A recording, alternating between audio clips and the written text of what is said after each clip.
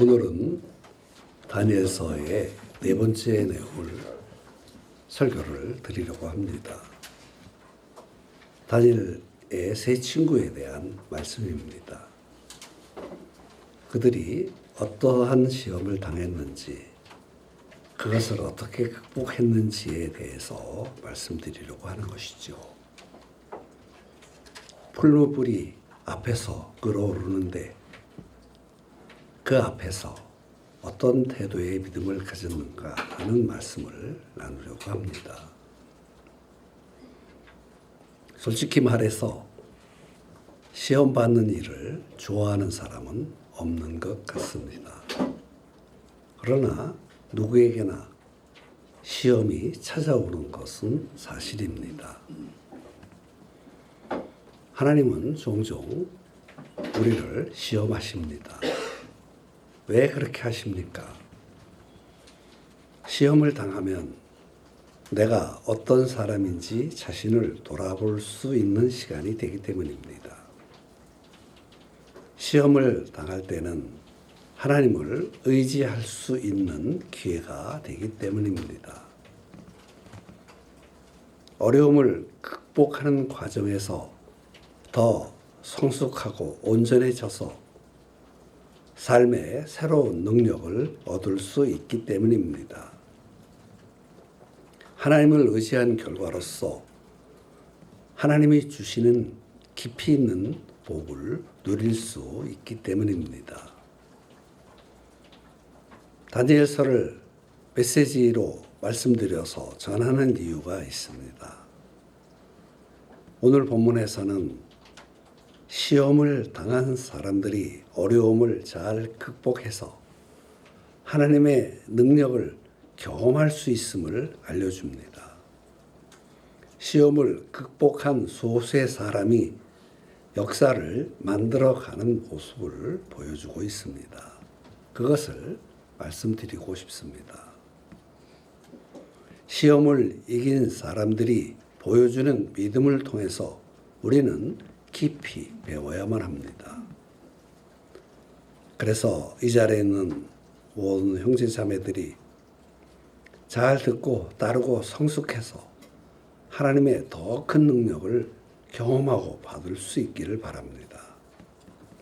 평범하던 사람들이 오늘의 메시지를 통해서 비범한 하늘의 지혜를 얻을 수 있게 되기를 바랍니다. 그래서 우리가 살아가는 이 세상에 뭔가 하나님의 흔적을 남기는 사람들이 되기를 바랍니다. 사실상 우리가 살아가는 이 세상은 풀무불보다 더 어려운 곳입니다. 그렇기 때문에 오늘 다니엘서의 강해를 통해서 배운 내용을 통해 그의 진리의 도움을 받아 어떤 태도로 살아가야 될지를 발견하는 그런 기회가 되기를 바랍니다. 먼저 나누고 싶은 내용은 이렇습니다. 첫째 대지로 세 친구에게 찾아온 시험입니다. 다니엘의 친구들이었던 사드락, 메삭, 아벳느고에게 찾아온 시험이 있었습니다. 시험은 어떤 것이었고 왜 오게 되었는지 첫째 대지에서 그것을 말씀드리고 싶습니다. 본문을 말씀드리면 사람마다 다른 시험을 받는다는 것입니다. 3장을 읽으면서 궁금한 것이 있습니다. 다니엘이 친구들이 이런 어려움을 겪고 있는데 다니엘은 도대체 어디서 무엇을 하고 있었느냐 하는 점입니다. 그러나 같은 하나님의 백성들이라도 시련을 겪는 시간이 다르고 시련을 당하는 방법도 다르다는 사실을 이해해야만 합니다. 다 시험을 당하지만 시험에 당하는 그 종류 자체가 서로 다른 차이가 있다는 것을 알아야만 합니다. 성도들의 삶을 살펴보면 어떤 이들은 형통하고 번영하고 평탄한데 어떤 이들은 어려움을 겪고 있는 사실을 보는 경우가 많이 있습니다. 물론 경우에 따라서 시간에 따라서 그것이 달라질 수도 있습니다. 누구에게나 고난이 있지만 고난이 같은 시기에 같은 방법으로 같은 모습으로 찾아오는 것은 아니라는 겁니다.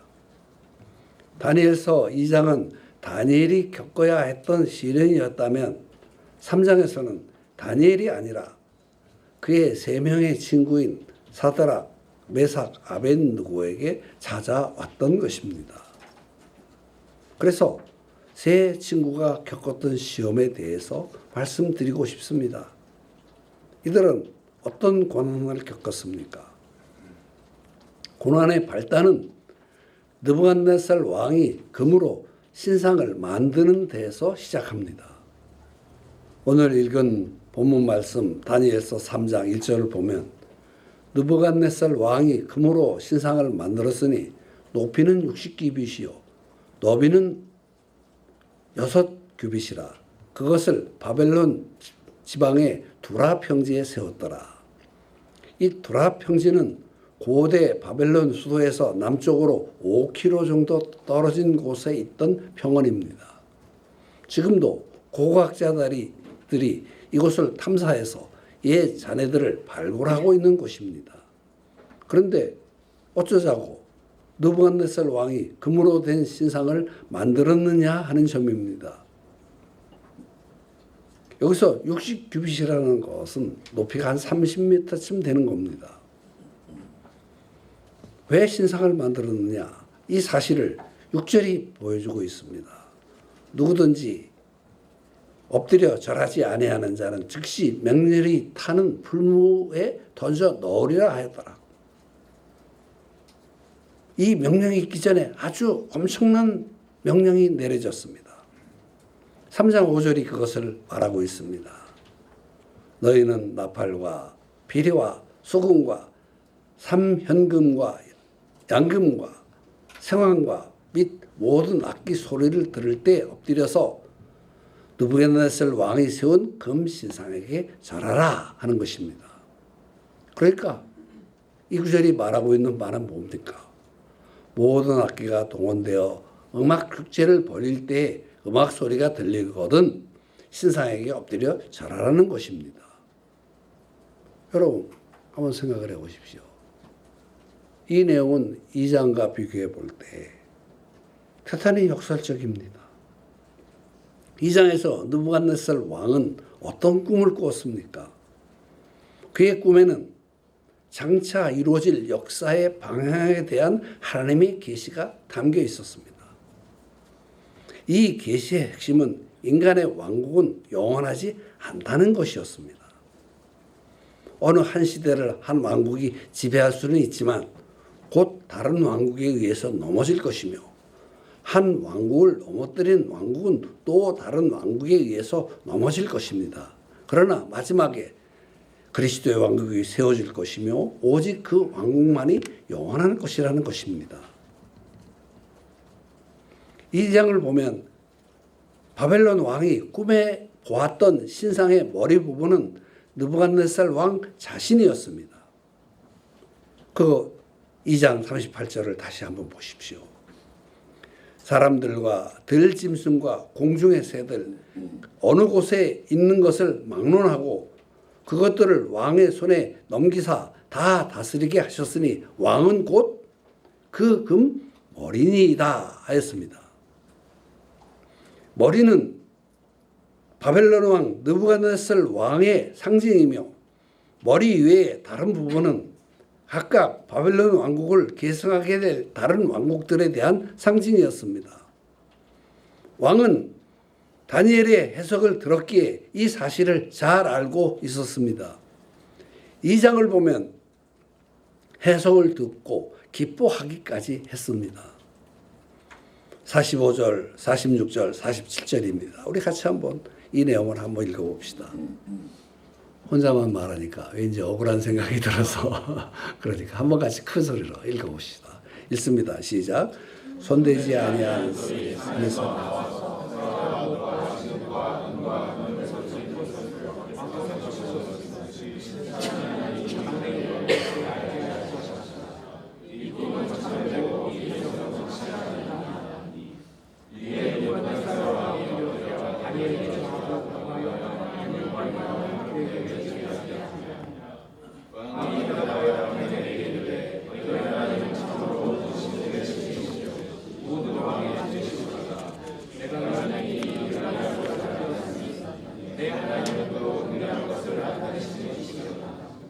네, 이 말씀의 의미는 왕이 그 해석을 듣고 기뻐하면서 했던 일입니다. 하나님만이 진짜 신이시다. 그렇게 이야기한 것입니다. 그런데 이 느부갓네살 왕이 금신상을 만들어 놓고 절하라고 명함으로써 이 세 친구에게 시험이 다가온 것입니다. 세 친구가 당한 시험의 발단과 과정을 말하고 있습니다. 첫째 대지에서 말하고 싶은 것은 누구에게나 시험이 온다는 겁니다. 누구나 시험을 당할 수가 있다는 것입니다. 야고보서 1장 2절을 보면 너희가 여러 가지 시험을 당하거든 온전히 기쁘게 여기라. 하나님이 저와 여러분을 시험하시는 방법은 여러 가지입니다. 시기에 따라서 다릅니다. 어린 시절에 당하는 시험이 있고 또 젊은 시절에 겪는 시험이 있고 늙어서 겪는 시험이 있습니다. 또 사람마다 시험 당하는 내용도 다릅니다. 여기 있는 우리도 똑같은 시험 당하는 것이 아니라 다 다른 시험을 겪는다는 사실을 알아야 합니다. 다니엘이 받았던 시험이 다르고 세 친구가 받았던 시험이 다릅니다. 사람마다 겪는 시험과 시기가 다 다르다는 사실을 말하고 있습니다. 그래서 여러 가지 시험을 당한다라고 말합니다. 그러나 시험을 잘 극복하면 그 시험이 하나님의 축복을 받는 기회가 됩니다. 시험은 여러 가지고 시기와 방법은 다 다르지만 그것을 극복한 결과는 비슷합니다. 야고보서 1장 4절에 이어서 설명하고 있습니다. 조금도 부족함이 없게 하려 함이라 하였습니다. 사람마다 시험이 다르고 방법도 다르고 시기도 다르지만 그 결과는 비슷합니다. 부족함이 없게 됩니다. 하나님 앞에서 더 온전하고 성숙해집니다. 더 능력이 넘치는 삶을 살 수 있게 됩니다. 환경을 극복하고 어떤 경우에라도 하나님의 복을 더 많은 누릴 수 있게 됩니다. 그래서 온전히 기쁘게 여기라라고 격려하고 있습니다. 세 친구가 그랬습니다. 사랑하는 형제자매들이 내 인생이 왜 이렇게 어렵나 그러지 말고 하나님의 시련의 방법이 여러 가지고 시기에 따라 다르고 인생 자체를 그것 딛고 일어서는 것, 그래서 하나님을 시험 주시는 하나님을 기뻐하고 그 시험을 통해서 부족함이 없는 복스러운 생애가 되는 그런 분들이 되시기를 예수님의 이름으로 축원합니다. 첫째 대지에서는 다니엘의 세 친구가 겪었던 시험에 대해서 말씀드렸습니다. 둘째 대지에서는 느부갓네살 왕이 받았던 시험을 말씀드리고 싶습니다. 느부갓네살 왕은 세 친구와는 다른 종류의 시험을 받았습니다. 아이, 왕이 시험을 받다니 조금 이상하게 들릴 수도 있습니다. 느부갓네살 왕이 받은 시험에 대해서 말씀드리는 이유는 현대 성도들이 가장 많이 받는 시험이기 때문입니다. 느부갓네살 왕이 받았던 은혜와 시험에 대해서 이해해야만 합니다. 꿈의 해석을 들은 왕의 태도를 봅시다. 하나님이 왕에게 꿈을 주셨습니다. 앞날에 대한 특별한 계시를 주셨습니다.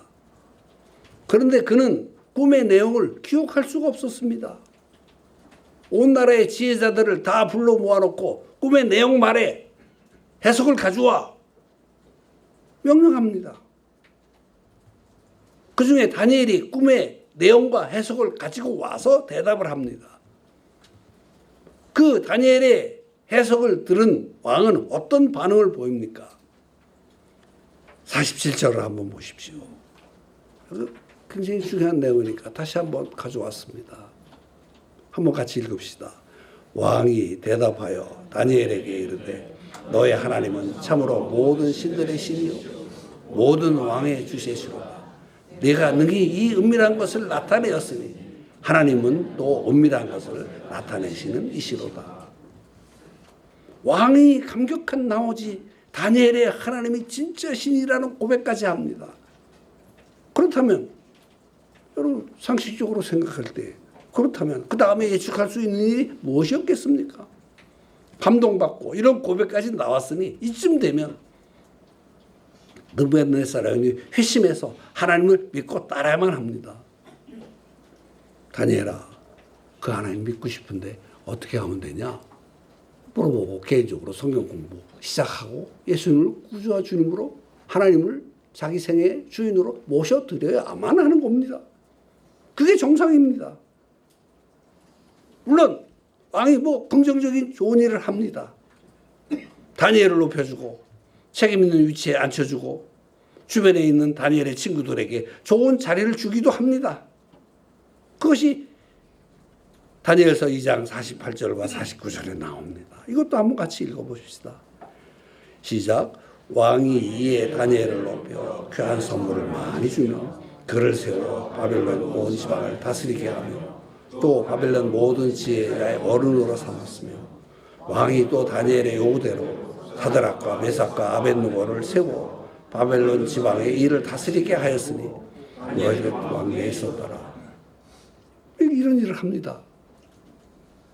나름대로는 좋은 일을 한다고 한 겁니다. 회심하지는 않았지만. 그런데 그 외에 얼마간의 시간이 지났겠습니다. 왕은 무슨 일을 합니까? 이상하게 3장에서는 금으로 만든 신상을 만듭니다. 이게 좀 이상한 전개가 아닙니까? 상식적으로 생각하기 어려운 전개가 진행되고 있습니다. 그리고 백성들에게 대뜸 거기에 절하라 명령을 내립니다. 알다가도 모를 일입니다. 상황의 극적 전환이라고 말할 수 있습니다. 왕이 보았던 신상은 머리 부분만 금이었습니다. 그러나 왕이 만든 신상은 전신이 모두 금으로 되어 있었습니다. 이거 무슨 생각입니까? 그는 금머리가 자기 왕국인 바벨론을 상징하는 것으로 알고 있었습니다. 그런데도 전신이 모두 금으로 만든 신상을 만들었다는 것은 무엇을 의미합니까? 왕은 다니엘이 꿈을 해몽하는 때에는 그것을 들었을 때는 순간적으로 내가 꾼 꿈의 내용을 어떻게 말했을까? 내가 말도 안 했는데 알아맞혔구나. 그것 알아맞추고 해석한 그 다니엘의 하나님 참으로 신통방통하신 하나님이로다. 이런 감동을 했습니다. 그러나 그것은 일종의 감정에만 그친 감동에 불과했습니다. 시간이 흘러가자 결국 생각을 고쳐먹게 된 것입니다. 야, 내가 금이라는 일이 대단히 좋은 일이로구나. 그런데 내 왕국이 무너진다고? 결코 있을 수 없는 일이다. 나는 영원한 왕이 될 것이다. 내가 세운 왕국은 해가 지지 않을 것이다. 누가 내 왕국을 삼킬 수 있단 말인가? 꿈에는 그렇지만 실제로는 그렇지 않을 것이다. 만약에 머리처럼 전신을 다 금으로 만든다면 내 왕국은 영원해지지 않겠는가? 묻어버릴 수 없던 자존심, 그것이 고개를 들었습니다. 탐욕이 솟아올랐습니다. 마음에 깊이 돋아리고 있던 교만한 마음과 지나친 탐심의 욕망이 고개를 들었던 것입니다. 왜 이렇게 했습니까? 이런 마음은 부패한 마음, 교만한 마음이며 썩은 자존심이라고 할 수 있습니다. 나는 금이다. 머리뿐 아니라 전신을 금으로 만든다면 내 왕국이 영원해질 것이 아니냐. 꿈은 꿈이지. 이 왕국의 영토에서 사는 모든 자는 나를 상징하는 이 금신상에게 절해야만 한다. 그렇지 않으면 모두 풀무불 속에 던져 넣을 것이다. 그렇게 선언하는 것입니다. 형제자매 여러분, 감동이라는 거 그거 필요합니다. 우리 그거 받고 싶죠. 그러나 사람은 감동만으로는 변하지 않는 것입니다. 다니엘아, 네 하나님 진짜 하나님이구나. 그런 것까지 알아맞추다니. 이런 고백을 하고도 즉각적으로 변해돼 버리는 왕의 모습은 오늘날 신자들이 많이 보여주고 있는 모습입니다. 설교 듣고 감동받고, 성경 알고 감동받고, 하나님의 음성을 듣고 좋구나 이런 반응을 보이지만 며칠 지나지 않아서 모두 잊어버리는 경우가 얼마나 많이 있는지 모릅니다. 내 앞에 다가온 내 심령에 부딪혀진 하나님의 말씀을 진심으로 받아들이고 내 삶을 그 원리에 따라서 변화시킬 때까지는, 그 진리의 원리를 따라서 주님 앞에 깊이 순종할 때까지는 감동받은 것은 아무런 의미가 없습니다. 오히려 탐욕에 빠져서 더 큰 죄에 빠질 수도 있습니다. 그러니까 좋은 길을 버리면 나쁘고 악한 길을 택할 수밖에 없습니다. 내가 받은 계시와 진리의 말씀에 대한 순종의 여부가 이렇게 중요한 것입니다. 신약에서 이런 비슷한 신뢰가 있습니다. 가룟 유다라는 사도였던 사람이 있습니다. 여러분, 그는 어떤 특권을 받았습니까? 예수님을 직접 만났습니다. 직접 가르침을 받았습니다. 훈련 받았습니다. 능력도 부여받았습니다. 이런 특권이 어디 있습니까? 그는 그렇지만 예수님의 가르치심을 진심으로 받아들이지 못했습니다. 받아들이고 깊이 순종하고 실천하지 따르지 않았습니다. 그래서 젊은 나이에 가룟 유다는 가장 비참한 생애로 마쳤습니다. 가장 큰 특권을 받았음에도 이렇게 되었습니다. 이 자리에 있는 이 말씀을 듣는 사랑하는 성도님들은 제발 그렇게 되지 않았으면 좋겠습니다.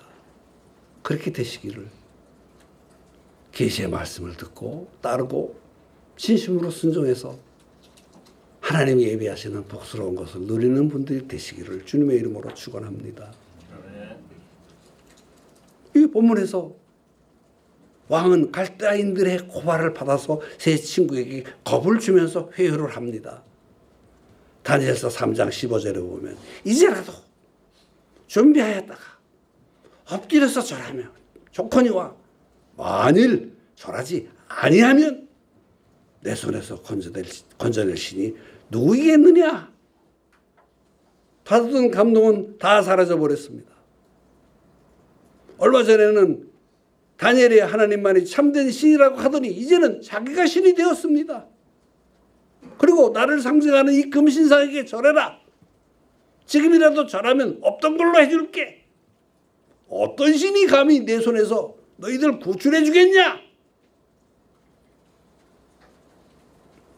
하나님의 크고 복스러운 계시의 말씀, 은혜를 경험하고도 진심으로 받아들이고 회개하고 실천하지 않으면 이렇게 어떻게 변화될 수 있는지를 보여주는 모습입니다.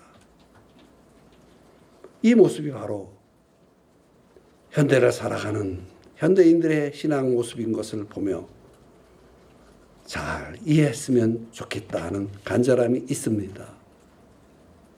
적용해 봅니다. 하나님의 계시에 감동받는 것은 필요합니다. 진리를 듣고 감동을 받음이 은혜입니다. 하나님의 축복이 시작되는 출발점입니다. 받은 감동이 우리를 바른 길로 인도합니다. 성실하게 이 감동을 따라가면 하나님이 준비하신 복을 받을 수 있고 누릴 수 있습니다. 사도들이 그랬습니다. 하나님의 그 복을 받은 이들이 간증하는 내용을 들으면 그랬습니다. 다니엘도 그랬습니다. 그래서 계시를 받고 하나님에 대해서 깨닫게 되는 것은 얼마나 중요합니까? 저도 그랬습니다. 우리의 운명을 변화시킬 복스러운 기회가 됩니다. 그러므로 순종하고 실천해야만 합니다. 깨닫고 알게 된 진리에 대해 순종하고 실천해야만 합니다. 그래야 변할 수 있습니다. 받아들여서 따라가야만 합니다. 하나님의 실질적인 도움을, 보호하심을 받을 수 있습니다. 말씀드리지만 감동을 받은 것에만 그치지 말아야만 합니다. 진심으로 받아들여 적용하고 순종하고 실천하지 않으면 가룟 유다처럼 될 수 있습니다. 느부갓네살 왕처럼 될 수도 있습니다. 은혜를 전혀 받지 못한 자처럼 될 수 있습니다. 아예 계시의 말씀을 듣지 못하고 감동을 받지 못한 사람보다도 더 어려워질 수도 있습니다. 죄에 더 깊이 빠질 수도 있습니다. 이 자리에 계시는 사랑하는 모든 형제 자매들은 계시의 말씀에 감동받고 그 감동을 순순하게 선하게 따라가는 분들, 실천하는 분들이 되시기를 예수님의 이름으로 축원합니다. 셋째 대지에서 이제 오늘 본문의 핵심적인 내용이라고 말씀드리는 그 구절을 나누고 싶습니다. 셋째, 시련을 뛰어넘은 믿음입니다. 불법을 앞에서 세 친구가 보여준 모습을 다루려고 합니다. 세 명의 친구는 믿음으로 자신들에게 주어진 시험을 이겼습니다. 그들은 우리의 믿음에 좋은 본이 됩니다. 어떤 믿음을 가졌습니까? 세 가지 3+1 그것을 드리려고 합니다. 첫째로 하나님이 주신 절대적 기준을 믿었습니다. 하나님의 말씀을 통해서 제시하는 기준을 절대적인 것으로 여겼습니다. 다니엘서 3장 16절을 보면 사드락과 메삭과 아벳느고가 왕에게 대답하여 이르되 느부갓네살이여 우리가 이 일에 대하여 왕에게 대답할 필요가 없나이다. 신상에게 절하느냐 마느냐 하는 문제에 대해서는 고민할 필요가 없다고 선언합니다. 결론이 뻔한 문제였기 때문입니다. 하나님께서 우상을 섬기지 말라고 명령하셨다면 당연히 우상에게 절할 수 없는 것이다. 토론도 필요 없다. 우상을 섬기지 말라고 하신 그 하나님, 그것이 기준이라면 하나님께 그렇게 하는 것이 당연한 것이다 라고 말하고 있습니다. 참 놀라운 믿음입니다. 우리 다 그렇게 되었으면 좋겠습니다. 여러분, 예를 하나 말씀드리겠습니다. 초대교회 교부 중에 아타나시우스라는 분이 있습니다. 이름 좀 길죠. 그런 위대한 신학자였습니다. 우리는 그에게 감사해야 합니다. 우리가 지금 믿고 있는 삼위일체의 교리, 그리스도의 신성에 관한 교리를 확립하여 세운 사람이기 때문입니다. 그런데 동시대에 아타나시우스와 논쟁을 하던 유명한 이단자 한 명이 있었는데 그 이름이 아리우스였습니다. 그러니까 아시끼리 전쟁이 붙었어. 웃으라고 슬쩍 재미있는 걸 얘기했으니까 들어주시면 좋겠습니다. 그는 주장하기를 그리스도는 하나님이 아니다라고 말했습니다. 그때 당시 분위기로 보면 아리우스가 훨씬 더 인기가 많았습니다. 그는 말도 잘하고 논쟁에 능했습니다. 상대방의 약점을 파고드는 지적이 너무나 뛰어났습니다. 아리우스의 말이 진리가 아님에도 불구하고 많은 교회가 삼일체를 부인하고 그리스도의 하나님 되심까지도 부인하게 되었습니다.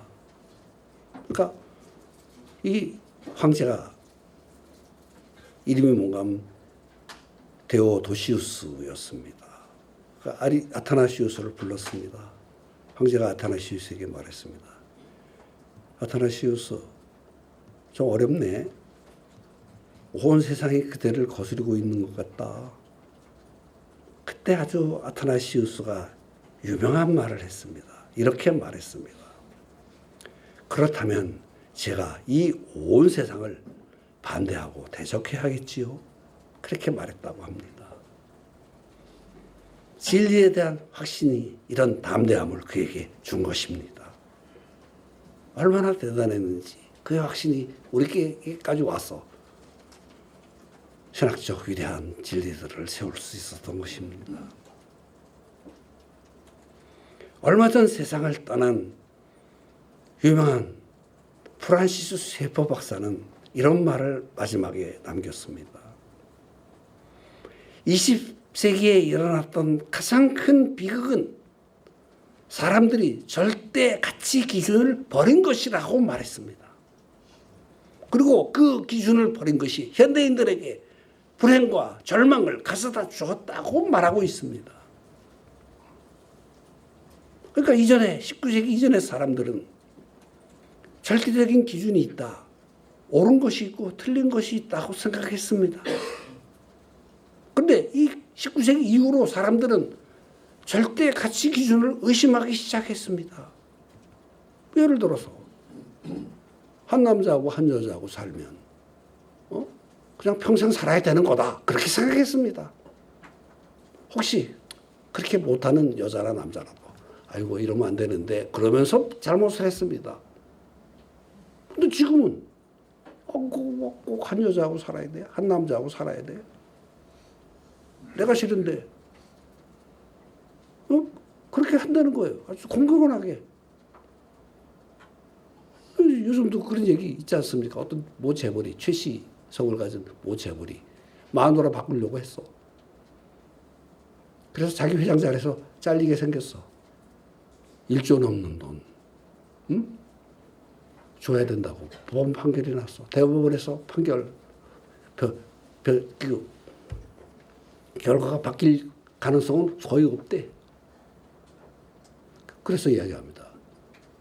마누라 바꾸려다 망했다. 그런 얘기 시중에서 떠도는 이야기라고 합니다. 현대의 도덕적 혼란이 어디서부터 왔습니까? 절대적인 기준을 받아들이지 않은 데서 온 겁니다. 불행이 시작된 겁니다.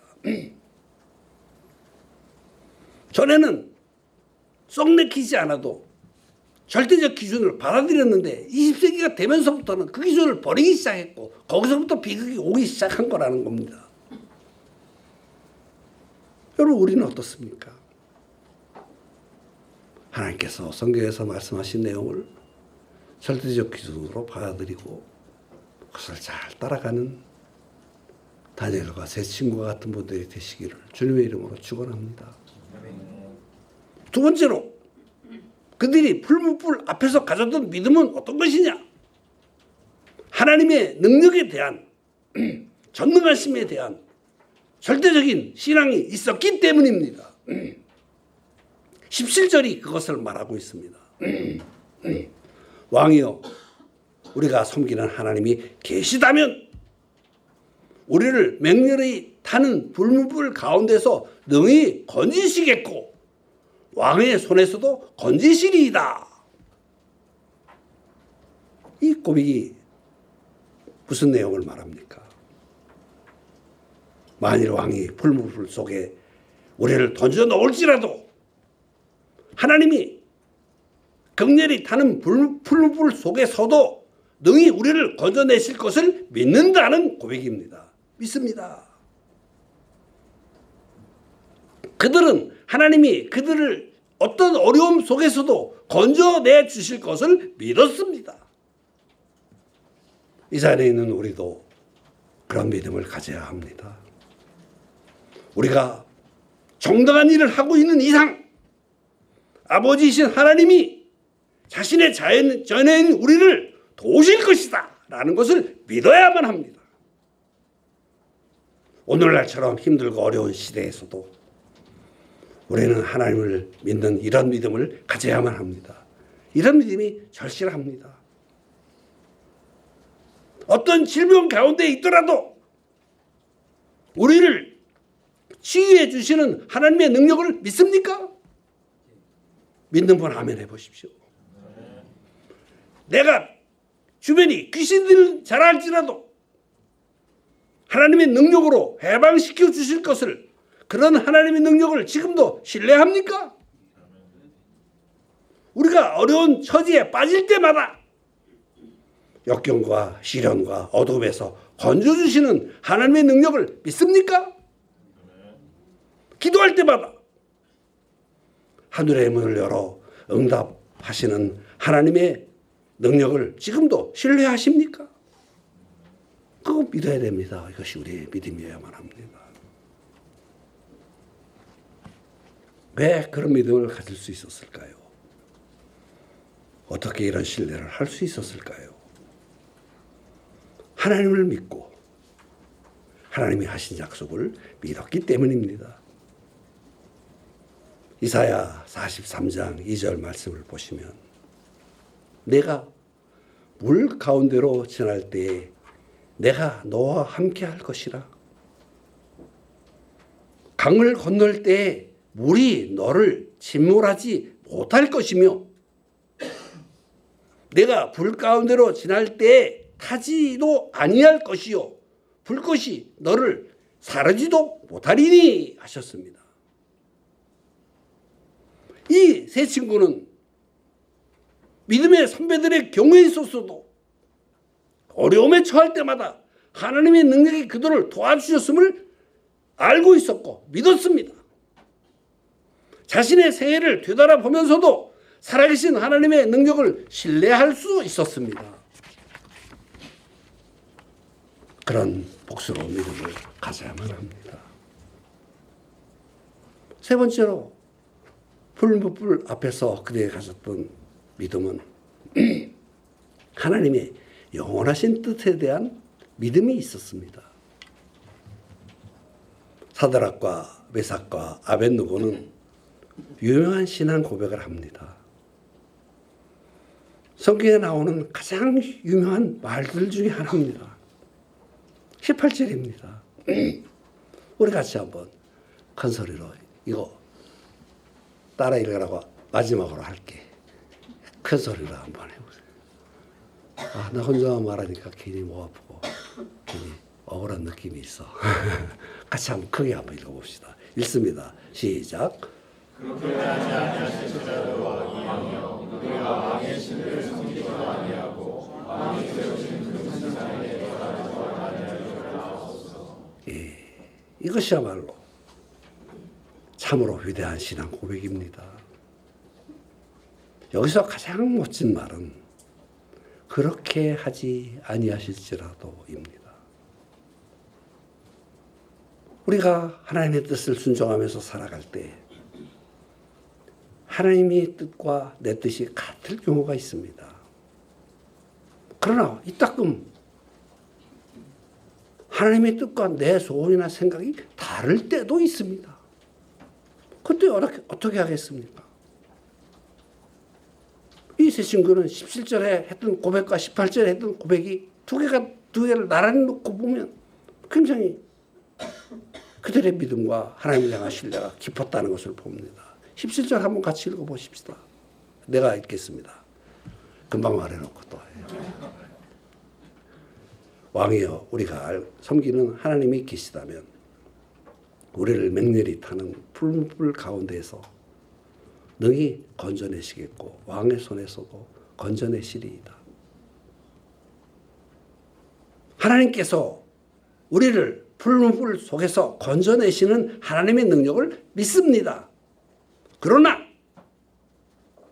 그렇게 하지 아니하시더라도 나는 하나님의 능력으로 건짐 받기를 원하지만 그렇게 하시지 않아도 순종하는 일을 멈추지 않을 것입니다.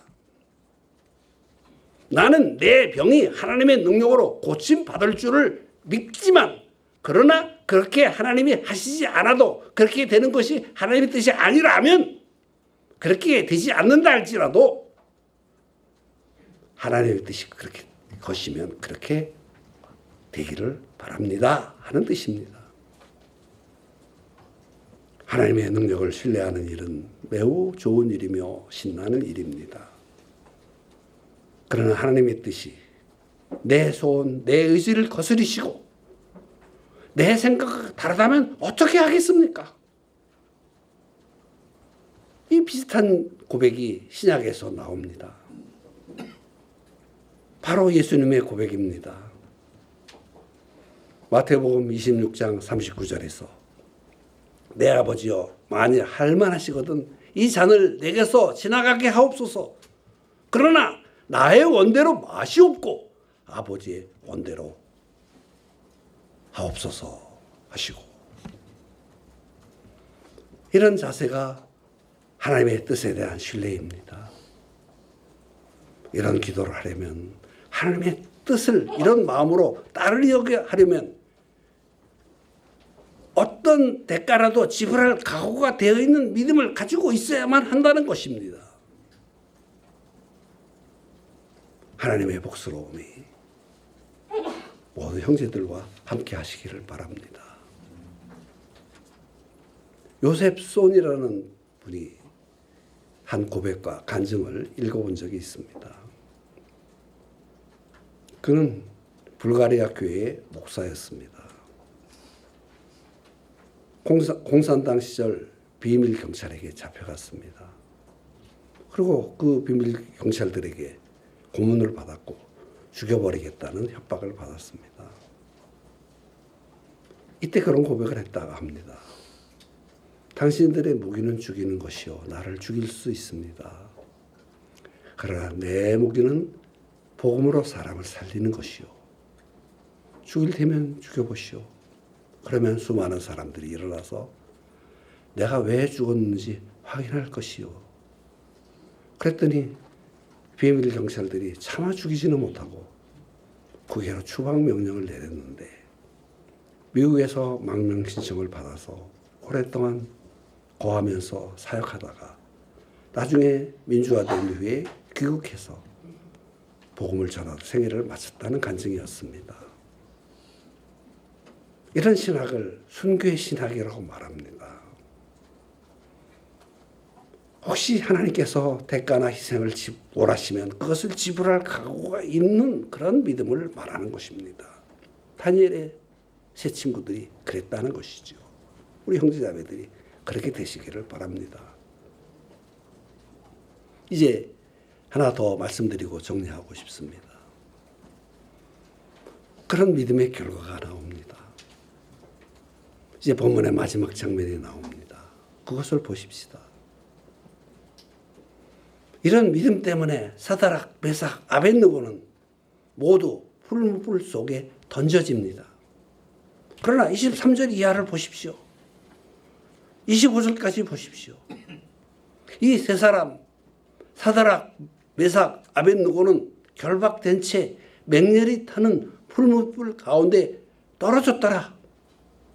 그때 느부갓네살 왕이 놀라 급히 일어나서 모사들에게 물어 이르되 우리가 결박하여 풀무 가운데 불 가운데 던진 자는 세 사람이 아니었느냐 하니 그들이 왕에게 대답하여 이르되 왕이여 옳소이다 하더라. 25절 왕이 또 말하여 이르되 내가 보니 결박되지 아니한 네 사람이 불 가운데로 다니는데 상하지 아니하였고 그 넷째의 모양은 신들의 아들과 같도다 하고 왕이 풀무불 속에 던져 넣은 사람은 분명히 세 사람이었습니다. 그런데 자세히 보니까 네 사람이 들어있었습니다. 느부갓네살 왕은 네 번째 사람을 표현할 길이 없어서 신들의 아들 같도다라고 말했습니다. 그는 과연 어떤 존재일까요?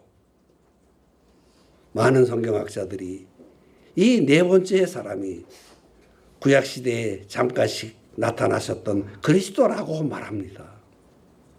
결국 주님 예수 그리스도께서 그들과 함께 하셨던 것입니다. 사랑하는 형제자매 여러분, 주님께서는 우리에게 고난을 주실 때가 있습니다. 그 고난을 면제시키시기도 하고 보호하시기도 하고 구출해 주시기도 합니다. 그러나 때로는 고난 가운데 그냥 두시기도 합니다.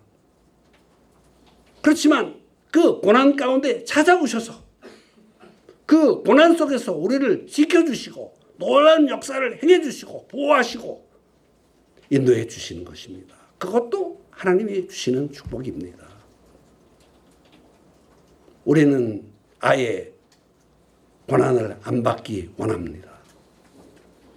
그러나 많은 경우 주님은 주님 자신만이 아시는 이유로 인해서 고난을 완전히 면제시키시기보다는 우리가 고난의 통로를 지나게 하십니다. 어려움을 당하게 하십니다. 그러나 또한 그 어려움을 감당하게 하시며 우리 곁에 오셔서 우리와 함께 걸어주십니다. 사드락과 메삭과 아벳느고는 풀무불 속에서 하나님의 위대한 능력을 체험하고 승리를 거둡니다. 그 후의 결과에 대해서 30절이 기록합니다. 왕이 드디어 사드락과 메삭과 아벳느고를 바벨론 지방에서 더욱 높이니라. 더욱이라는 말 보아주십시오. 타협하지 않고 하나님이 제시하신 절대적 표준을 고수하며 하나님의 능력을 신뢰하고 그분의 뜻을 받아들이는 자는 그 신앙을 견지한 결과로 손해보기는커녕 더욱 높아지게 되었다는 사실을 말하고 있습니다. 그러나 혹시 만약에 하나님께서 이 세 청년을 불 속에서 건져내시지 않고 그냥 죽게 내버려 두셨다면 어떻게 되었을까요? 이 청년들은 그렇게 아니하셨을지라도, 즉 이적이 나타나지 않았을지라도, 비록 기적이 나타나지 않았을지라도 여전히 대단히 기뻐하고 감사하고 찬양하며 순교했을 것으로 생각합니다. 이것이 훨씬 더 위대한 신앙이 아니겠습니까?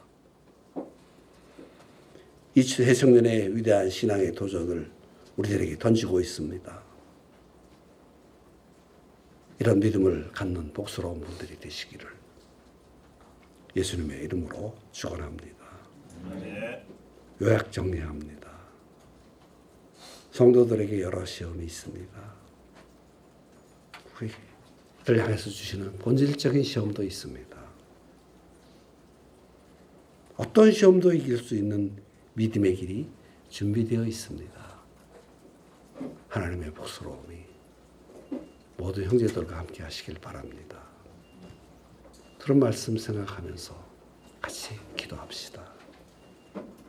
기도하고 하나님의 풍성하심을 경험하는 소중한 시간 되시기를 바랍니다. 기도합시다. 기도합시다.